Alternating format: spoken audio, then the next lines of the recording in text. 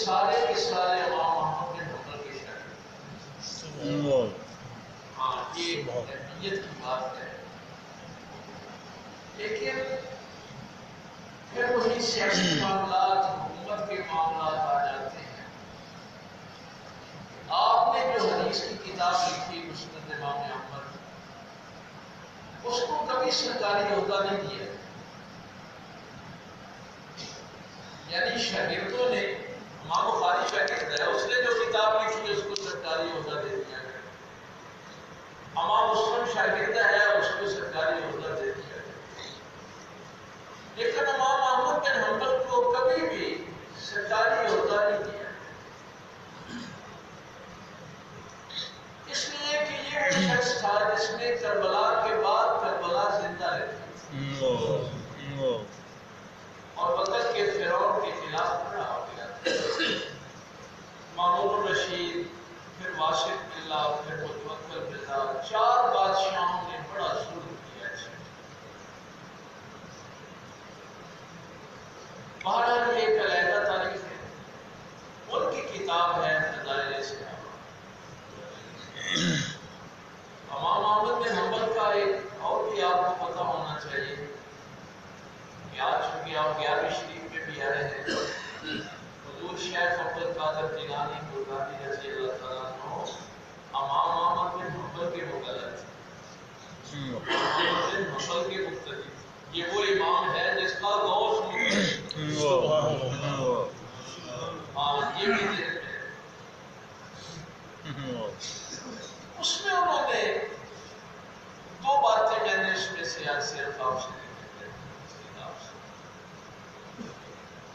کیونکہ باقی کتابوں کی بات ہوگی تو پھر کوئی کہے گا کہ میں اس کو مانتا ہوں، میں نہیں مانتا۔ اس کتاب کے چونکہ سب اتفاق ہے، اس میں امام پاک نے فرمایا کہ رسالت مآب صلی اللہ علیہ وسلم نے اس دنیا سے رخصت ہوتے وقت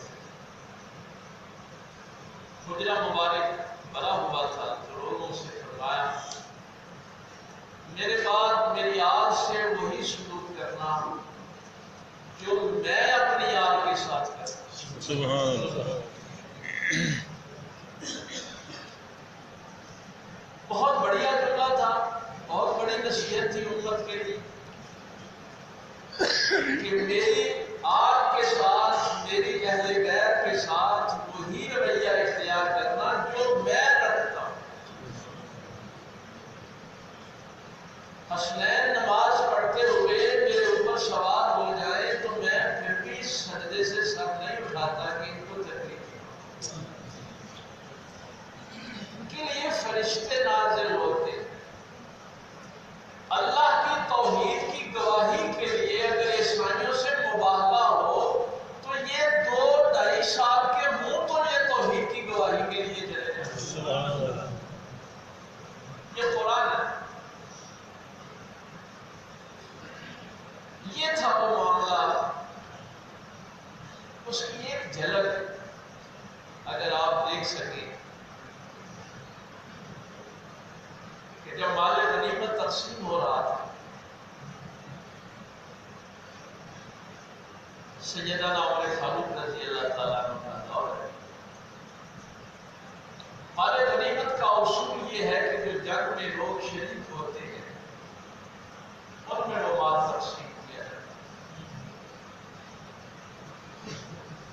امیر المومنین نے سب سے پہلے اس مال غنیمت میں سے 1000 درہم جناب امام حسن کو ہدیہ دیا،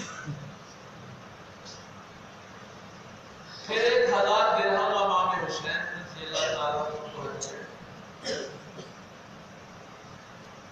آپ کے بیٹے ظاہر ہے محدث ہیں، بہت بڑا نام ہے عبداللہ ابن عمر رضی اللہ تعالیٰ عنہ، ان کو 500 درہم دی۔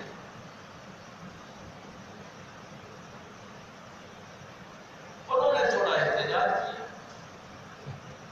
بلکہ جملہ یہ کہہ دیا کہ ابا جی آپ ہمیشہ ہی حسن و حسین کو میرے اوپر ترجیح دیتے، حالانکہ میں اس وقت تلوار لے کے نبی پاک صلی اللہ علیہ وسلم کے ساتھ جہاد میں نکلتا تھا حسین ابھی گلیوں میں چھوٹی عمر میں کھیلتے تھے.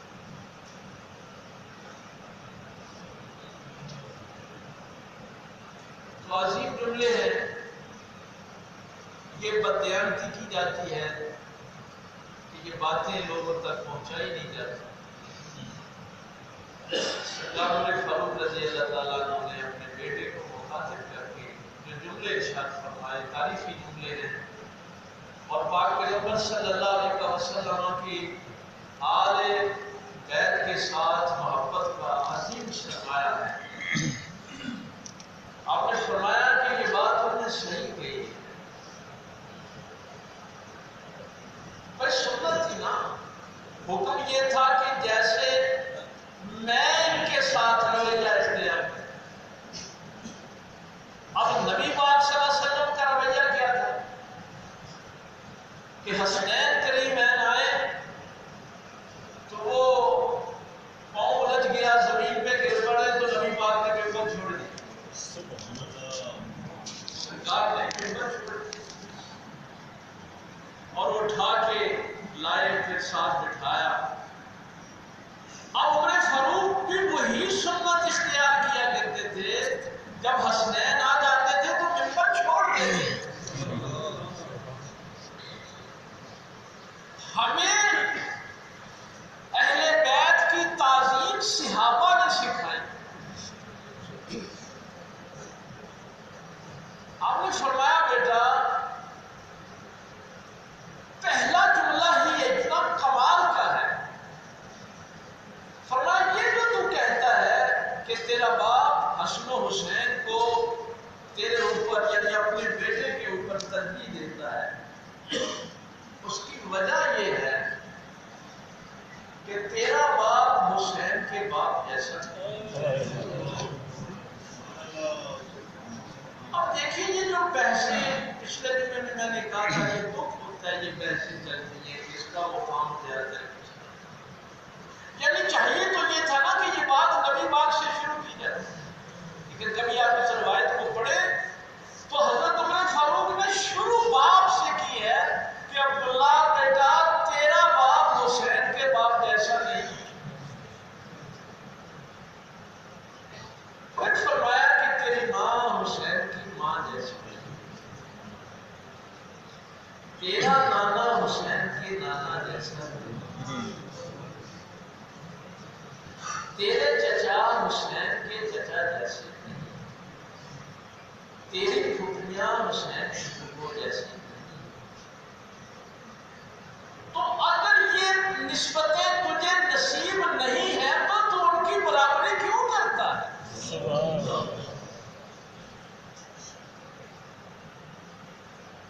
کیونکہ اس روایت کو سب نے صحیح لکھا ہے، تواتر کے ساتھ یہ روایت آئی ہے، یہ خبر واحد بھی نہیں ہے. یہ حدیث کے اصول آپ کو عرض کر رہا ہوں. اب یہ تھا وہ اعلان سرکار عمر فاروق رضی اللہ تعالیٰ عنہ کا، لوگوں کے سامنے اعلان تھا. حضرت ابو ہریرہ کے بعد سب سے زیادہ حدیثیں روایت کرنے والے عبداللہ ابن عمر، مدینے کے محدث سابقون معلوم میں ہیں، پہلے امام فتح مکہ سے پہلے مسلمان ہونے والے ہیں. لیکن عمر فاروق فرما رہے ہیں کہ تو حسنین جیسا نہیں ہو سکتا. اگر مدینے کا محدث صحابی رسول آل پیغمبر جیسے نہیں ہو سکتے تو آج کا مولوی کیسے کہہ سکتا ہے کہ میں نبی پاک جیسا ہوں؟ ذرا صحابہ کا عقیدہ بھی تو دیکھیں کہ صحابہ کا عقیدہ کہاں کھڑا ہے. روایت چونکہ اس سے ملتی ہے اس کی سند پہ بات ہو سکتی ہے، کچھ لوگ اس کی سند کو ضعیف سمجھتے ہیں، لیکن چونکہ بالکل اسی طرح کا یہ حوالہ ہے، محبت والی بات ہے کہ ایک دن مولا علی سرکار نے سرکار امام حسین سے گفتگو کرتے ہوئے یہ پوچھا تھا کہ حسین میں افضل ہوں یا تو افضل؟ اللہ اکبر، اللہ بہت بڑھیا جملہ. مولا علی سرکار امام حسین رضی اللہ تعالیٰ کہ میں افضل ہوں یا تو افضل ہے؟ میں جب اس کو پہلی دفعہ دیکھا تو میں خود بھی حیران ہوا کہ اتنا مشکل سوال، لیکن ذہن میں یقین جانی میں ممبر پہ بیٹھا ہوں، میں نے آگے جواب ابھی نہیں دیکھا تھا، لیکن میرے ذہن میں فوری طور پہ آیا کہ سوال کا جواب بھی حسین ہی دے سکتا جس نے میرے نبی کی زبان کو چوسا ہے، جس نے ڈائریکٹ علم میرے نبی سے لیا۔ بڑا خوبصورت جواب دیا، کہا بابا افضل تو آپ ہی ہیں لیکن فخر میں میں بڑا ہوں۔ افضل آپ ہی ہیں لیکن فخر میں بڑا ہوں۔ میرے مولا علی سرکار نے پوچھا کہ وہ کیسے؟ اگر افضل میں ہوں تو فخر تیرا بڑا کیسے ہو سکتا؟ آقا حسین نے بڑی محبت تھی، میں تو جب کبھی کوئی مجھے والدین کے ختم پہ بلائے تو میں ان سے نکاح کرتا ہوں کہ باپ سے محبت کا بھی جو معیار حسین نے قائم کیا ہے، اب اندازہ کرتے ہیں کہ امام زین العابدین بڑے تھے، عمر کربلا کے وقت 22 سال کی، کچھ لوگوں نے 18 سال کی ہے، پھر حضرت علی اکبر جو شہید ہوئے 17 سال ان کی عمر ہے، پھر حضرت علی اصغر۔ امام زین العابدین کا نام بھی علی ہے، علی بن حسین۔ اللہ نے 3 بیٹے دیے، تینوں کا نام علی رکھا۔ امام حسین کی اپنے باپ سے محبت کا اندازہ ہے۔ سرکار امام حسین کو اپنے بیٹوں کے لیے کوئی اور نام نظر ہی نہیں آیا۔ کیا محبت تھی باپ کے۔ اللہ نے بیٹیاں دی تو سب کا نام فاطمہ رکھا۔ یہ ماں باپ کا احترام امام حسین کی نگاہ میں تھا۔ آپ نے جب کہا کہ بابا افضل تو آپ ہی ہیں لیکن فخر میں کر رہا، کہا بیٹا وہ کیسے؟ تو یہی جملے جو میں نے کہا چونکہ یہ روایت اس سے ملتی ہے اس لیے میں آپ کے سامنے عرض کر رہا ہوں۔ تمام اہل مقام نے کہا بابا میرے باپ جیسا بھلا کسی کا باپ ہے؟ اس لیے فخر میں تو میں ہی بڑا ہوں۔ میری ماں جیسی کسی کی ماں ہے، میرے نانا جیسا کسی کا نانا ہے، میری جد جیسی کسی کی جد ہے، اس لیے بابا افضل آپ ہیں لیکن فخر میں بڑا ہوں۔ سبحان اللہ۔ سامنے بھی بابا نہیں بیٹھے ہیں، علی اور مرتضیٰ بیٹھے، پتہ کیا جواب دیا؟ فرمایا بیٹا تیری بات تو صحیح ہے لیکن اگر اس قانون کو اپنایا جائے تو پھر فخر میں بھی میں ہی بڑا ہوں۔ جو باتیں تم نے کی ہیں اگر ان کو دیکھا جائے تو اس حوالے سے فخر میں بھی میں ہی بڑا ہوں۔ بابا وہ کیسے؟ فرمایا میرے بیٹے جیسا بھی تو کسی کا بیٹا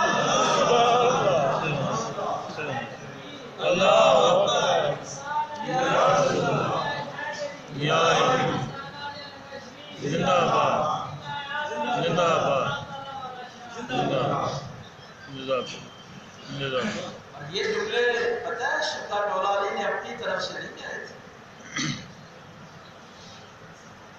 یہ بھی چونکہ حدیث تواتر ہے فرض تفریحات نہیں ہے کہ جب سرکار امام علی مقام کو کاندھوں پہ اٹھا کے لے جا رہے تھے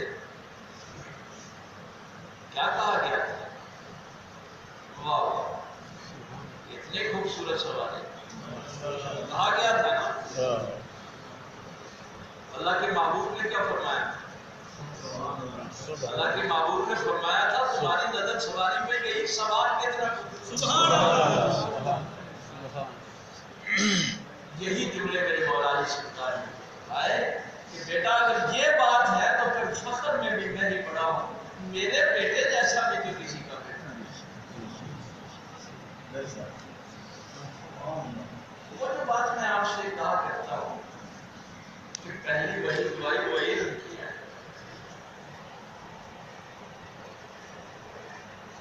توحید پہ نہیں آئی، رسالت کی نہیں آئی. اس کی ایک وجہ یہ مفسرین نے لکھی ہے. اس کتاب کی جو دوسری بات ہے وہ میں آپ کے سامنے رکھنا چاہتا ہوں. امام احمد بن حنبل رضی اللہ تعالیٰ آپ نے فرمایا علی کو ماننے والے بھی دو گروہ ہوں گے اور دونوں جہنم میں جائیں گے. علی کے متعلقہ دو گروہ دونوں جہنمی ہیں. کیونکہ یہ تو مسلم شریف کی حدیث ہے کہ علی سے محبت صرف ایمان والا ہے، منافق علی سے محبت ہے. حضور اعلیٰ حضرت کے شاگرد ہیں مولانا عبدالسکور صاحب رحمۃ اللہ علیہ، ان کی کتاب شہید کربلا میں یہ بات ہے کہ صحابہ کرام رضوان اللہ تعالیٰ علیہ اجمعین فرماتے ہیں کہ ہم منافق کو ذکر علی سے پہچانتے ہیں. منافق علی سے محبت. اب اس میں وہ امام احمد بن حنبل جو روایت لے کے آئے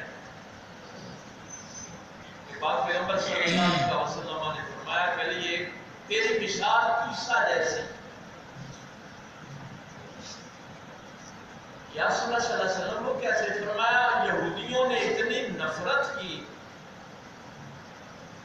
کہ کہا کہ شریف پہ چڑھا تو وہ بھی جہنمی ہو گئے، اور عیسائیوں نے اتنی محبت کی کہ اللہ کا بیٹا کہہ دیا وہ بھی جہنمی ہو گئے. علی تیری مثال بھی عیسیٰ علیہ السلام جیسی ہے. کچھ تجھے ایسا مانیں گے کہ خدا تک پہنچا دیں گے وہ بھی جہنم میں جائیں گے، کوئی تجھ سے نفرت کریں گے اس کی وجہ سے جہنم میں جائیں گے. یہ جو میں پہلی وہی کی اکثر بات آپ سے کرتا ہوں وہ اس لیے کرتا ہوں کہ ڈیفینیشن یہ لکھی کہ اگر عرفان معرفت کے بغیر محبت کی جائے تو وہ بت پرستی ہے.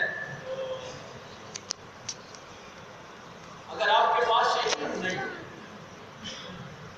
قرآن نے پہلی بات علم کی ہی اس لیے ہے. اور عیسائیوں نے جو عیسیٰ علیہ السلام کو اللہ کا بیٹا کہا محبت میں گیا نا، تو نفرت میں تو نہیں کہا. اسی لیے جب یہ آیت نازل ہوئی وما خلقت الجن والانس الا لیعبدون، ہم نے جنوں اور انسانوں کو پیدا نہیں کیا مگر اس لیے کہ وہ اللہ کے بندے بنتے رہیں، اللہ کی عبادت کے لیے پیدا ہیں. تو پہلے مفسر قرآن مولا علی کے بعد عبداللہ ابن عباس رضی اللہ تعالیٰ عنہما فرماتے ہیں کہ یہ جو لیعبدون ہے یہ اصل میں لیعرفون ہے کہ اللہ نے جنوں اور انسانوں کو اپنی معرفت کے لیے پیدا کیا. کیونکہ اگر معرفت ہی نہیں ہوگی تو عبادت کیا کرے گا؟ بھائی پہچان ہوگی تو عبادت کرے گا نا. میں کس اللہ کو سجدہ کر رہا ہوں؟ ورنہ تو کربلا میں نماز تو دونوں طرف ہو رہی تھی، اذانیں بھی دونوں طرف ہو رہی تھی، حفاظ بھی دونوں طرف تھے، حاجی بھی دونوں طرف تھے. لیکن ایک وہ گروہ تھا جس کو اللہ کی پہچان تھی، دوسرے کو اللہ کی پہچان نہیں. وہ سجدہ اللہ کو کر رہے تھے، یہ سجدہ درہم و دینار کو کر رہے تھے. یہ سجدے اعلیٰ عہدوں کو کر رہے تھے. اور فرعونیت، نمرودیت، یہ جتنے بھی ظالم لوگ اس زمین پہ گزرے تھے ان کے نقش قدم پہ چلنے والے اس وقت انتہائی خطرناک ہو جاتے ہیں جب وہ ساتھ مذہب کا بھی سہارا ہے. جب ظلم مذہب کے نام پہ کیا جاتا ہے تو اس کی شدت میں بہت اضافہ ہوتا ہے.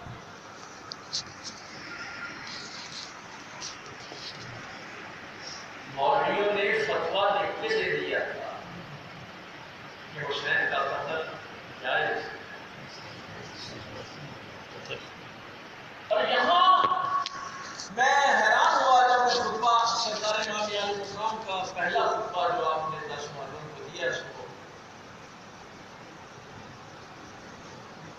نے فرمایا کہ میں نے کسی کو قتل نہیں کیا، چونکہ اسلام میں قتل کرنے کی 3 ہی صورتیں ہیں۔ ایک یہ ہے کہ کوئی کسی کو قتل کرے تو اس کے عوض اس کو قتل کر دیا جائے، یا کوئی شادی شدہ زنا کرے، بدکاری کرے تو اس کو قتل کر دیا جائے، رجم کیا جائے۔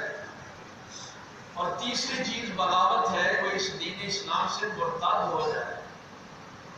آپ نے یہ سوالات کیے ان سے، آپ نے فرمایا میں نے کسی اللہ کے حلال کو حرام تو نہیں کیا، کسی حرام کو حلال تو نہیں کیا، کسی کا گھر تو نہیں جلایا،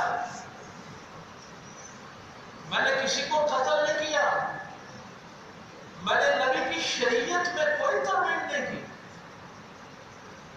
پھر تو میری جان کی درپے کیوں؟ تم مجھے پہچانتے نہیں ہو، ابھی صحابہ زندہ ہیں، جا کے ان سے پوچھ سکتے ہو، مجھے پہچانو میں کون؟ لیکن اثر نہیں ہو رہا، سوائے ایک بندے کی، حضرت ہول صرف آپ کا بیٹا اور آپ کا غلام، یہ 3 لوگ آئے تھے چھوڑ کے۔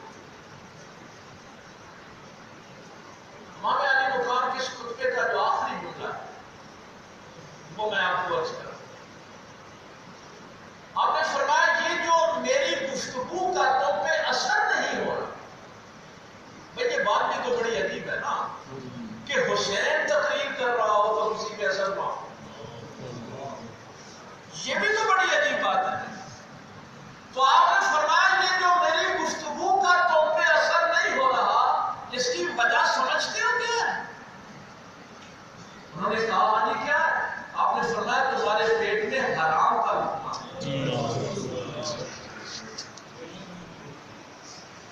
یہ جو میں اکثر اپنے خطبات میں فوکس کرتا ہوں نا حرام پہ، میں اس لیے کرتا ہوں کہ اگر رزق حرام کا کھایا تو پھر قرآن بھی اثر نہیں کرے گا۔ فرمایا تمہارے پیٹ حرام سے بھرے ہوئے ہیں، اس لیے تم پھر قرآن اثر نہیں کرے گا۔ عجیب بات یہ تھی کہ یزیدی لشکر کے گھوڑے رو رہے تھے اور انسانوں پہ اثر نہیں، جانوروں پہ قرآن کا اثر۔ اور یہ کوئی عام لوگ نہیں تھے، یہ جو سپہ سالار ہے اور انتصاب، اس کو کہا گیا تھا کہ تمہیں یہ رینک کا گورنر بنایا جائے، یہ ایران میں ہے،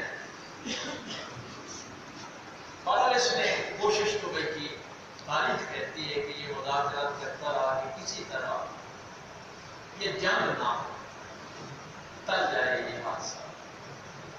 ابن زیاد کو اس نے یہ خط بھی لکھا کہ حسین نبی پاک کے نواسے ہیں، کچھ رحم کا معاملہ تھا۔ خطوط لکھتا رہا، اکثر یہ کہ بلا کر ابن زیاد نے کہا کہ تم نے اگر یہ کام نہیں کرنا، یا تو وہ بیعت کے لیے مجبور کیے جائیں، یا پھر خدشہ تو شہید کر دو ہی صورتیں، اگر نہیں کر سکتے تو شیمت کو سمت ادا کرنا۔ یہ بیٹا پتہ ہے کتنی بڑی ہستی، یہ میں آپ اس لیے کہہ رہا ہوں کہ جب حرام کا رزق اتنے بڑے صحابی کا بیٹا بھی کھا لے تو پھر اس کا کیا ہوتا ہے؟ اللہ، اگر حب دنیا صحابہ کی اولاد کے اندر بھی آ جائے تو پھر ان کا کیا حشر ہوتا ہے؟ حضرت سعد بن ابی وقاص رضی اللہ عنہ، فاتح ایران، اشرا مبشرہ صحابہ میں ان کا اعتماد، اور یہ 1,40,000 جو صحابہ کہے جاتے ہیں ٹوٹل تعداد، ان میں یہ صرف ایک صحابی ہے، حضرت سعد بن ابی وقاص صرف ایک صحابی ہے۔ صحابہ کا معمول آپ کو پتہ ہے نا، سرکار سے گفتگو کرتے ہوئے کیا کہا کرتے تھے؟ یا رسول اللہ ہمارے ماں باپ آپ کو قربان، اور پھر گفتگو شروع کرتے تھے۔ یہ طریقہ تھا صحابہ کی گفتگو۔ لیکن پتہ ہے یہ کون ہستی ہے سعد بن ابی وقاص؟ غزوہ احد والے دن جب اسلامی لشکر تتر بتر ہو گیا، پیچھے سے حملہ ہوا اور میرے پیغمبر پہ ڈائریکٹ حملہ ہو گیا، سرکار نے ایک آواز دی کہ میری ڈھال، تو یہ سعد بن ابی وقاص سامنے آ کے کھڑے ہو گئے، یا رسول اللہ صلی اللہ علیہ وسلم جب تک میرا سینہ موجود ہے ڈھال کی کیا ضرورت ہے؟ یہ سینہ جو ہے ڈھال کے لیے اس کا مت تیر سارے۔ اس وقت میرے پیغمبر نے 1000 تیر سعد بن ابی وقاص نے اس کمان کی میں نے زیارت کی ہے، حضور خود اپنے ہاتھ مبارک سے تیر پکڑاتے تھے اور سعد بن ابی وقاص نے 1000 تیر چلایا، پھر ایک تیر آپ کی آنکھ پہ بھی آ کے لگا اور آپ کی آنکھ نکل گئی۔ تو میری سرکار نے فرمایا کہ سعد آپ واقعہ تو آپ سنتے رہتے ہیں لیکن آپ کو شاید یہ اطلاع ہوگی کہ ہوا کس وقت۔ یہ غزوہ احد میں یہ واقعہ پیش آیا تھا کہ جب سرکار نے پوچھا تھا کہ آنکھ چاہیے یا جنت چاہیے، تو وہ بھی ساتھ میں میرے وقاص تھے، کہا یا رسول اللہ صلی اللہ علیہ وسلم جنت بھی دے دو آنکھ بھی دے دو، کیا فرق پڑتا ہے آپ کو؟ لیکن جو میں بات آپ کو بتانے لگا یہ باہر سے آتی ہے، 1,40,000 میں سے صرف ایک سے آتی ہے جس کو میرے پیغمبر نے غزوہ احد والے دن کہا سعد میرے ماں باپ تیرے اوپر قربان ہو۔ یہ عمر ابن سعد اس صحابی کا بیٹا، یہ حب دنیا اتنا مشکل کام ہے، جب دنیا کی محبت اس دل میں آ جاتی ہے، یہ بچپنا اس نے امام حسین کے ساتھ ہوتا ہے، مجھے پتا امام حسین لیکن رہ کی حکومت اور وہ بات بھی نہ آئی، بیٹے بھی مارے گئے، مختار صفی کے ہاتھ میں حکم بھی قتل ہوا، سنام کا ہنس کا بیٹا یتیم ہو گئے، نبی پاک نے 10 سال پرورش کی، جس نے نیزے پہ سر اٹھایا، سنام کی بات ہے۔ حب دنیا اتنی بری چیز، لیکن وہ مرحلہ وفدیناہ میں نے آیت پڑھی تھی، اللہ تعالیٰ نے ابراہیم علیہ السلام سے کہا تھا جب چھٹی چلی تھی سردار ابراہیم علیہ السلام خوش ہو گیا، آنکھوں پہ وہ پٹی باندھی ہوئی تھی، پٹی کھولی تو دیکھا کہ دمبا ذبح ہو گیا اور اسماعیل سامنے کھڑے مسکرا رہے ہیں، آسمانوں کی طرف چہرہ کر کے اللہ نے خلیل نے کیا کہا، رو پڑے تھے، یا اللہ کہ میں ناکام ہو گیا، کیا تو نے میری قربانی قبول نہیں کی، اسماعیل بچ گیا ہے۔ تو قرآن کی آیت یاد ہے نا، بنا دینا ویا ابراہیم، ہم نے آواز دیا ابراہیم، قد صدقت الرؤیا، تو نے اپنی خواب کو بھی سچا کیا، ابراہیم کمال کر دیا، یا اللہ نے اسماعیل کیوں بچ گیا، وَتَرَكْنَا عَلَيْهِ فِي الْآخِرِينَ، فرمایا تیرے بعد میں کسی آنے والے حسین سے یہ امتحان دے، وَفَدَيْنَاهُ بِذِبْحٍ عَظِيمٍ۔ اس کو علامہ اقبال یہی فرمایا کرتے تھے کہ اس آیت کا یہ ترجمہ نہ کیا کرو کہ وہ فدیہ دمبا آ گیا تھا، فدیہ برابر کا ہوتا ہے، فدیہ برابر کا ہوتا ہے، دمبا اللہ کے نبی کا فدیہ نہیں ہو سکتا۔ غریب و سادہ اور رنگین ہے داستان حرم، نہایت جس کی حسین ابتدا ہے اسماعیل۔ میں کیا آپ درود میں کیا پڑھتے ہیں؟ اللہم صلی علی محمد وعلی آل محمد کما صلیت علی ابراہیم وعلی آل ابراہیم۔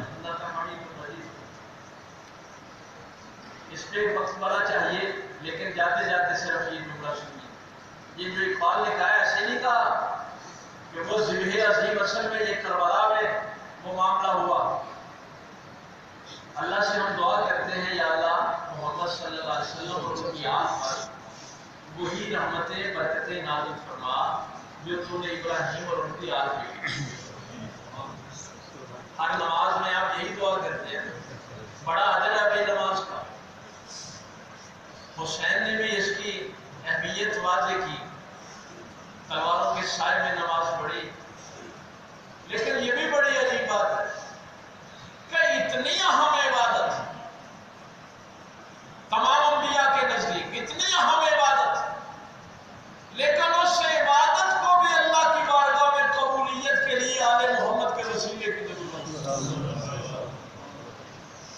جب تک آپ نبی پاک کی آل پہ درود نہیں بھیج لیں گے وہ نماز کو نہیں سکتے۔ اب ابراہیم علیہ السلام کی آل کو کیا دیا؟ قرآن کہتا ہے وَجَعَلْنَا فِي ذُرِّيَّتِهِ النُّبُوَّةَ وَالْكِتَابَ، ہم نے ابراہیم کی آل کو نبوت بھی دی، کتاب بھی دی۔ اب جہاں چونکہ ختم نبوت ہوگی،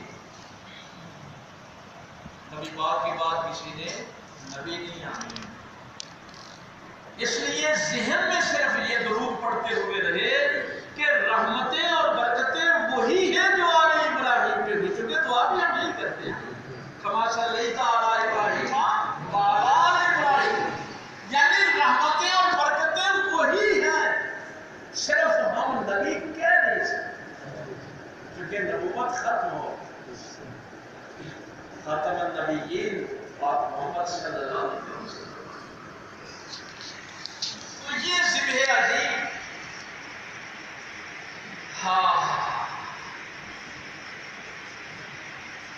علامہ اقبال ایک اور بات لکھی ہے، لوگوں نے سید الشہداء لکھا، پتہ نہیں کیا کچھ لکھا، بڑے بڑے القابات لکھے، لیکن بات کہتے ہیں امام عاشقاں،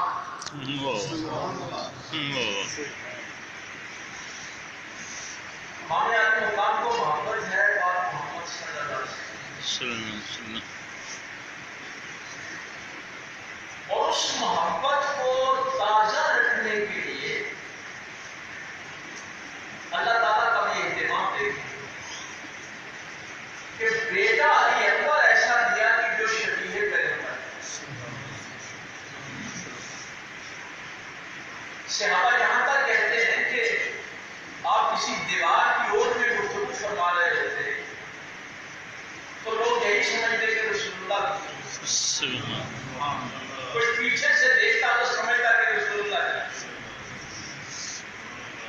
10 محرم کی صبح کو اذان علی اکبر نے، آج جب میں صبح اذانیں سنتا ہوں تو بڑی نحیف آوازیں ہوتی ہیں، کوئی بابل لوگ اذانیں دیتے ہیں، کربلا میں بھی بوڑھے لوگ تھے، لیکن حسین نے یہ بھی کہا کہ اذان نوجوان تھے، اور بھائی جوانوں کی طاقت والی آواز جو ہے اس میں اذان ہونی چاہیے۔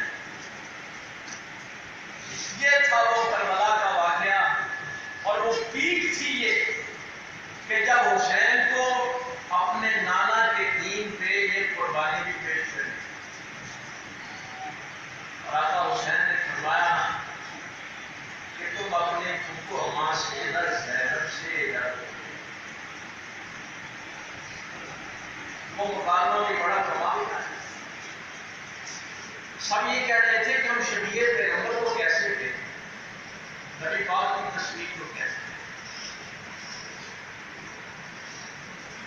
اور ان والے لوگوں کے مکالمے بھی کمال کی۔ سردار علی اکبر گئے، سیدہ زینب کے پاس جا کے بیٹھے، ماما میں تمہارا کیا لگتا ہوں؟ سیدہ زینب نے بڑی محبت سے فرمایا تو میرا بیٹا ہے، میرے بھائی کا بیٹا ہے، میرا بھی بیٹا ہے۔ اچھا، حسین نبی پاک کے کیا ہے؟ سیدہ زینب نے فرمایا کہ قرآن میں آیا معاہدہ پر یہ فرمایا نہ تو اولاد نہ اولاد، اپنے بیٹوں کو بلا لو، اپنے بیٹوں کو، تو قرآن نے حسین کو نبی پاک کا بیٹا تھا۔ اب یہ دو جملے اور یہ مکالمہ آپ نے کیے تھا کو پہنچ رہا ہے، کہا حکومت میں تمہارا بیٹا اور حسین محمد کا بیٹا،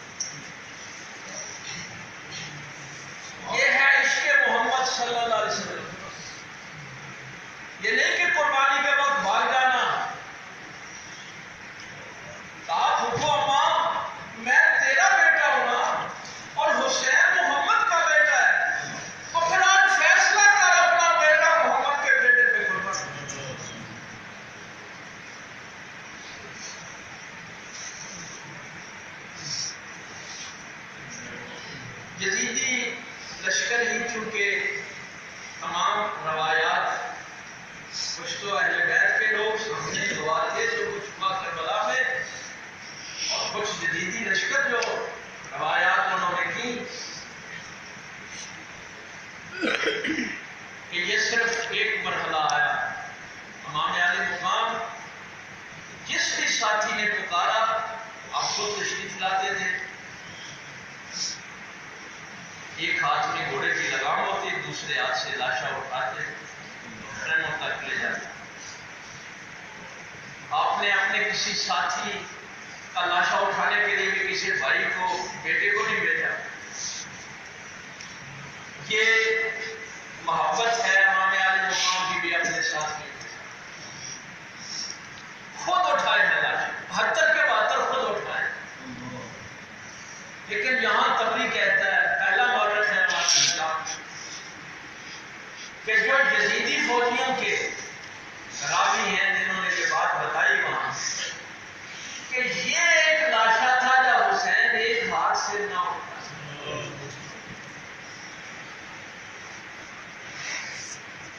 جناب علی اکبر کا 56 سال کی قربانی تھی، اور ذرا یہ تصور کریں کہ کتنی بڑی قربانی تھی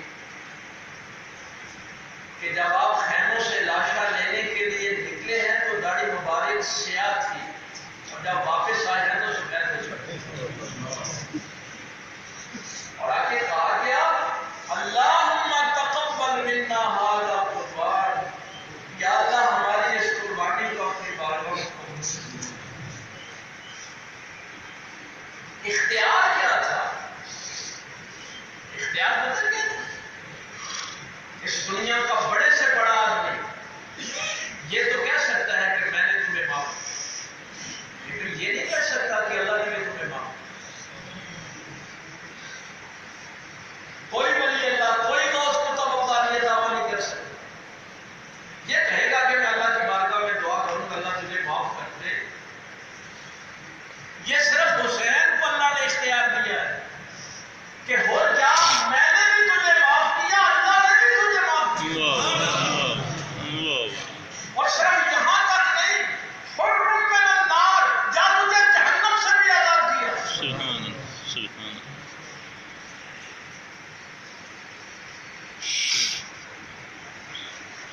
اللہ حضرت علی عسکر کی بھی قربانی دی، بڑا مشکل مرحلہ ہے۔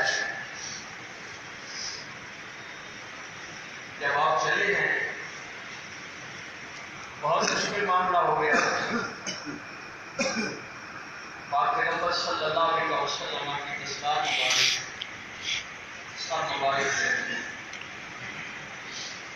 مولا علی کی تلوار ہاتھ میں لی، جو بدر و حنین میں چلتی تھی تو فرشتوں کی باتیں آتی تھی، اللہ فتح علی لا سیف علی، امام حسن کا پٹ کا واردہ نمک پہ، حضرت حمزہ کی ڈھال ہاتھ میں لی، اب یہ شاہ سواری کربلا، حقہ کے بلا لا الہ لا الہ سمجھانے کے لیے لوگوں کو آیا۔ اللہ کی عبادت کیا ہوتی ہے اور درہم و دینار اور عہدوں کی عبادت کیا ہوتی ہے۔ بس یہ مرحلہ بھی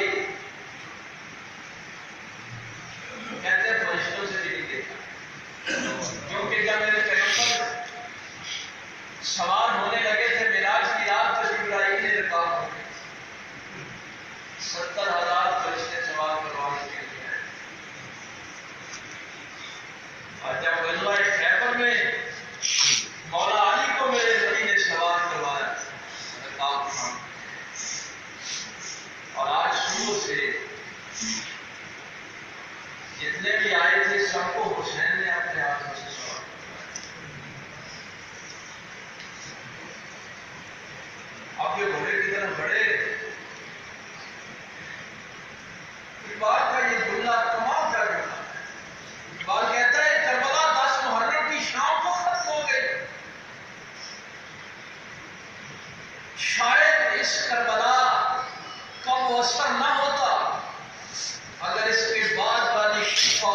امام والی کربلا کو زینب نے زندہ نہ کیا. ایک یہ کربلا تھی جو 10 محرم کو ختم ہو، ایک وہ کربلا تھی جس کو زینب لے کے چلی. اب خیمے سے باہر آئے،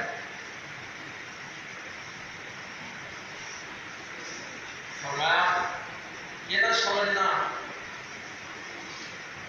کہ صبح سے میرا بھائی سب کو سوال کروا رہا تھا. یہ عربوں کی روایت تھی، عربوں کی روایت تھی، سوال کرواتے رکاب خان کے. اور میرے بھائی کی باری آئی ہے، شاہ سوال کی باری آئی ہے، تو کوئی سوال کروانے والا. اللہ مری ربو میں بھی علی شیر خدا کا حکم ہے. کوئی بات نہیں ہے، اگر کوئی مرد نہیں رہا، زینب اپنے بھائی کو سوال نہیں کرے. یہ میرے محمد کریم کی بیٹی ہے، یہ سیدہ فاطمہ الزہرا کا حکم ہے، یہ علی المرتضیٰ کی بیٹیاں اپنے بیٹے قربان کر چکی، دونوں بیٹوں کی قربانی پیش کر چکی. کس عزم کے ساتھ بھائی کو سوال کرتے اور گھوڑا کام جائے اس بات پہ کہ سیدہ سکینہ اس کی کام کے ساتھ آگے تھی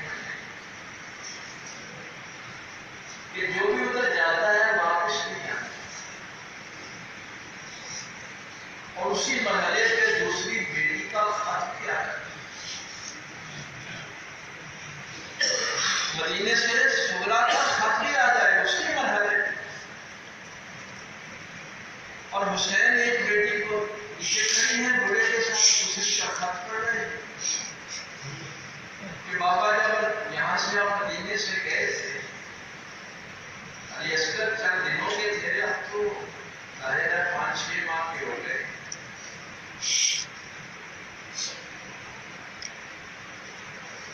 اور میں نے ان کے کپڑے بھی سلوا کر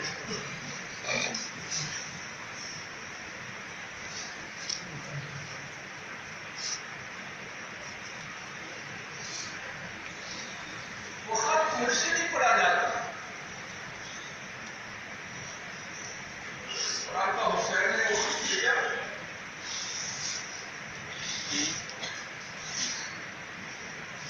تو سرکار نے یکر کی لاشیں پہ چلے گئے. اور یکر تری میرے کم ہوتا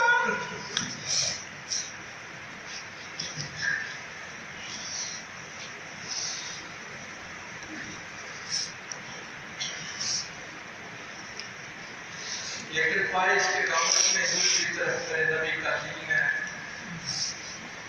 میرے پیغمبر کے دین کا معاملہ ہے. شراب پی کے لوگ مسجدوں پہ کھڑے نہ ہوں، شراب پی کے منبر پہ نہ بیٹھیں. کوئی فاسق و فاجر میرے نبی کے دین کا نمائندہ نہ بنے.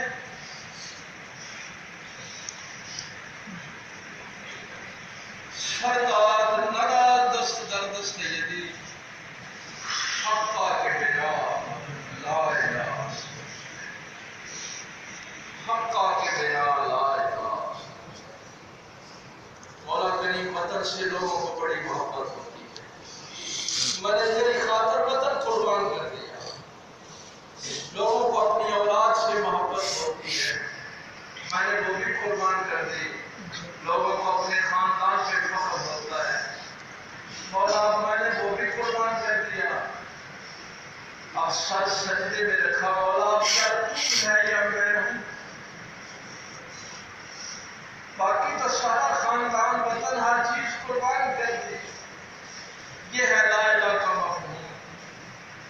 حقا کے بنا لا الہ. میں اس دنیا کی کسی طاقت کو نہیں مانتا، نہ وطن کی طاقت کو، نہ یزید کی طاقت کو، نہ دینار کی طاقت کو. سورہ اعلیٰ کی اگر آخری آیت تلاوت کروں گا تو آپ پہ سجدہ واجب ہو جائے گا. بس اس کا ترجمہ سنیے. میرے اللہ نے فرمایا سجدہ کرو، اللہ کے قریب ہو جاؤ. آقا حسین نے سر سجدے میں رکھا، مولا آپ کو جانے کو جی